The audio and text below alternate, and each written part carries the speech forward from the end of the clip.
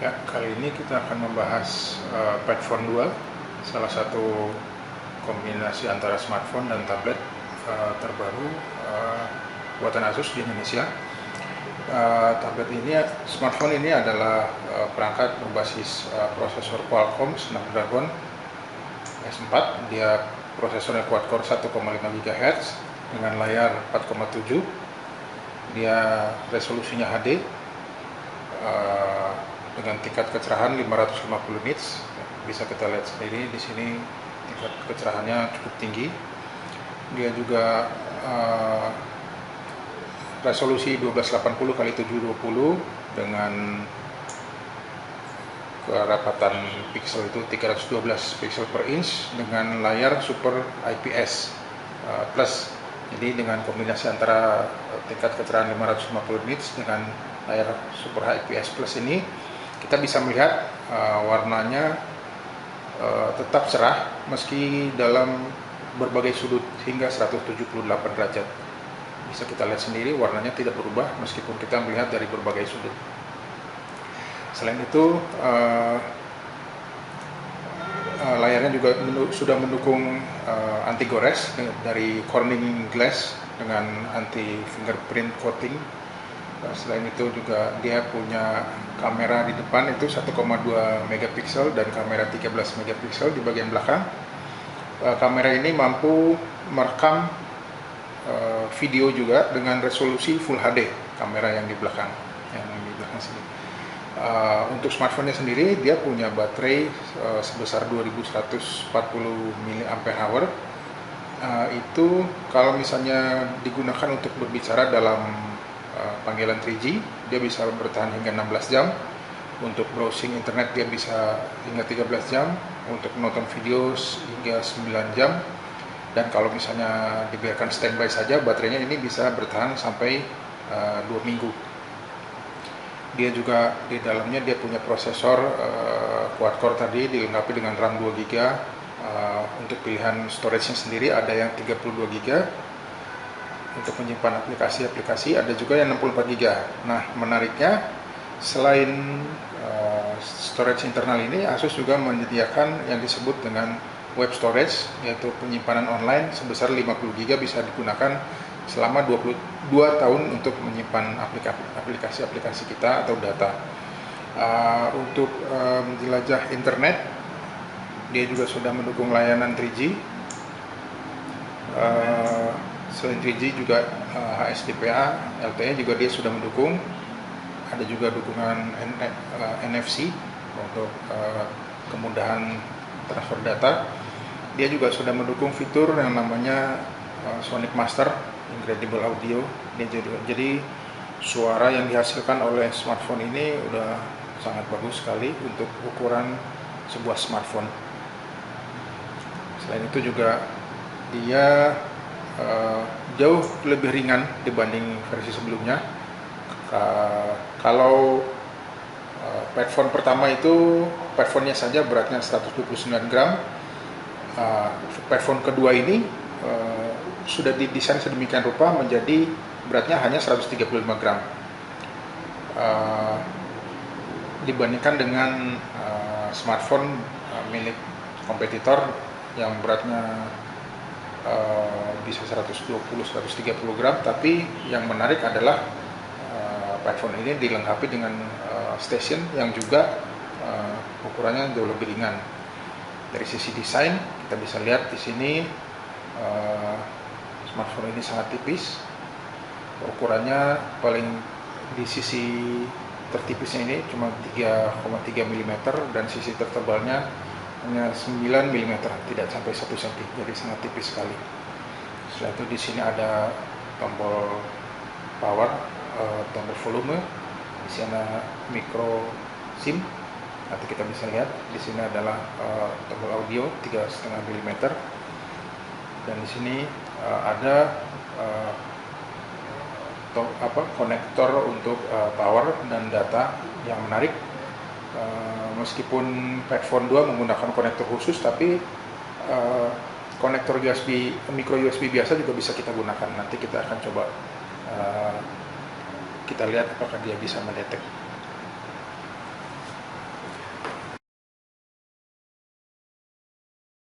Berikutnya adalah stationnya. Ini kalau tadi headphone, ini station.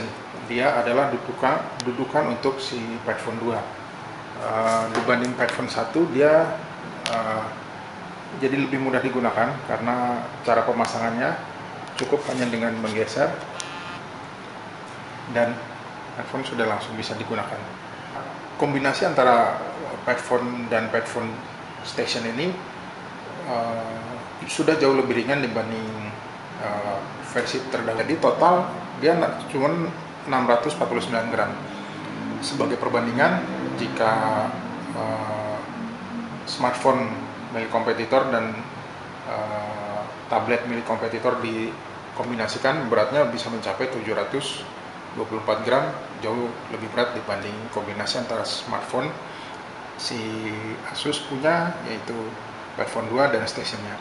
Di station ini dia juga ada baterai tambahan sebesar 5000 mAh. Jadi jika si smartphone-nya ini dipasangkan, kalau misalnya dia baterainya habis, kita tinggal masukkan ke stationnya, dan si stationnya ini bisa mengisi penuh si smartphone, headphone-nya bisa sampai 2 kali, bahkan masih ada sisanya baterai energi cadangan untuk mengisi si headphone.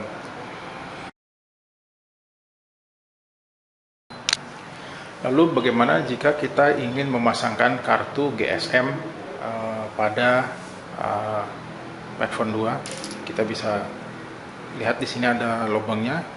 Kita cukup colok dengan ujung tipis seperti paperclip. Di sini kita bisa lihat headphone 2 menggunakan slot micro SIM card. Jadi kebetulan Asus sudah bekerja sama dengan Telkomsel memasarkan Asus headphone 2, jadi bisa tinggal memasukkan saja kartu micro SIM dari operator. Ini operatornya bisa operator apa saja, bebas tergantung penggunanya. Kita tinggal masukkan seperti ini, dan operator pun langsung siap bisa digunakan. Settingnya pun sudah otomatis, kita tidak perlu melakukan setting apapun.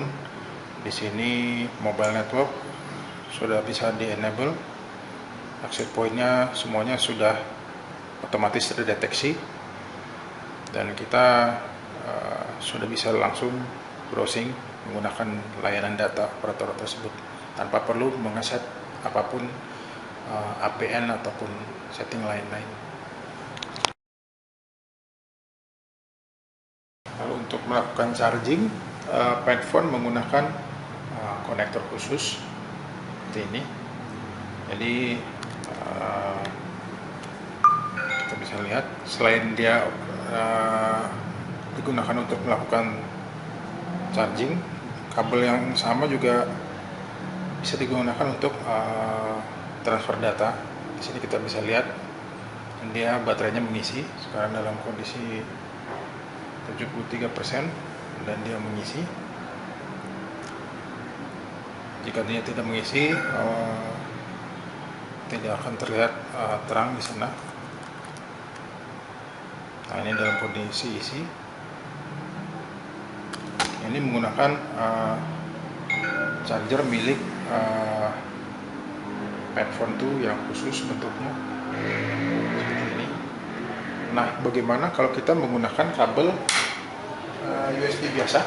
Di sini kita kebetulan memiliki kabel USB yang akan kita coba untuk melakukan charging, apakah bisa. Di sini kita lihat bahwa headphone 2 juga bisa di-charge menggunakan kabel micro USB biasa. Di sini bisa kelihatan indikatornya, jika tidak diisi tidak menyala. Begitu dipasangkan kabel micro USB biasa, dia langsung menyala. Dan dia juga sudah bisa melakukan transfer data menggunakan kabel USB biasa seperti ini. Ini micro USB biasa, bisa kita gunakan pula bersama dengan headphone 2.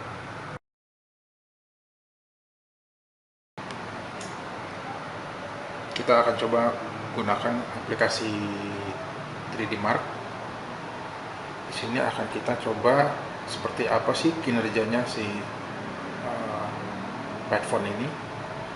Kita akan ukur.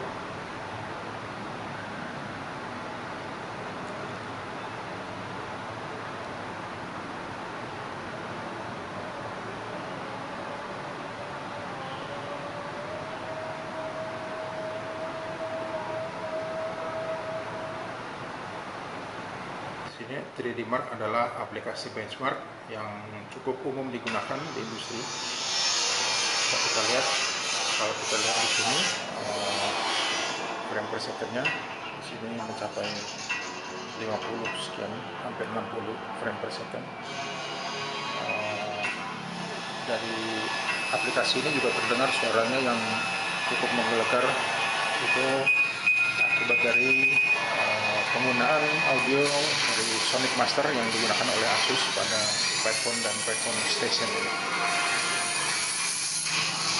Kita lihat, meskipun dia aplikasi grafis yang cukup berat, di headphone ini tidak keberatan menjalankan benchmark dari 3D Mark ini. Kita lihat frame per second-nya masih tetap tinggi. Bisa kita lihat mencapai 70 derajat, 70 frame per second.